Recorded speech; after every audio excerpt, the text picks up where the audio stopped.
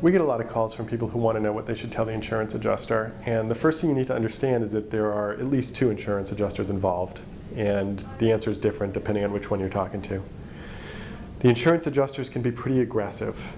So this is why we get calls, because people have gotten 12 calls over the course of a week or 2 and they want to know what to say. There are 2 insurance companies involved in any car crash. There's your insurance company, which provides you with personal injury protection, PIP, sometimes called PIP. And then there's the other insurance company for the driver who hit you. Now, you deal with these 2 very differently.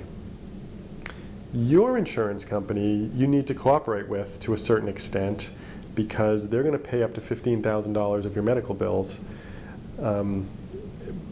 But in order to do that, you need to fill out their forms and answer their questions. Now, the one thing I would say with your own insurance company, even though they're supposed to be on your side, is don't give them a recorded statement.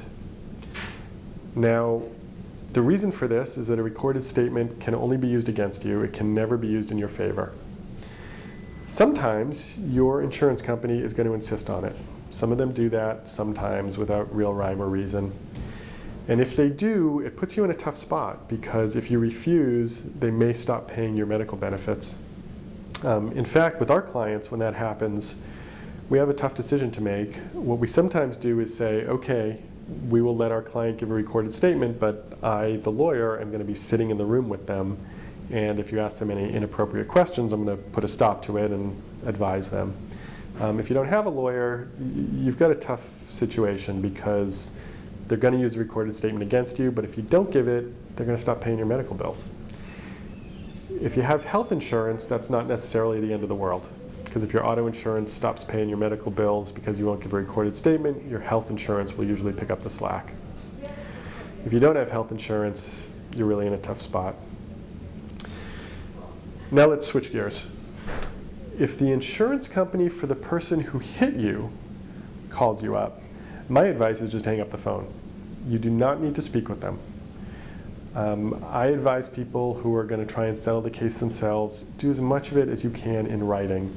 In particular, anything they say, get it in writing. If they make you an offer, get it in writing. If they threaten you, which they sometimes will do on the phone, get it in writing. If you insist upon talking with them on the phone and negotiating that way, do not let them record you. I have seen cases ruined by recorded statements, and I know that you're planning to only tell the truth, but you have to understand these insurance adjusters have been doing this a long time.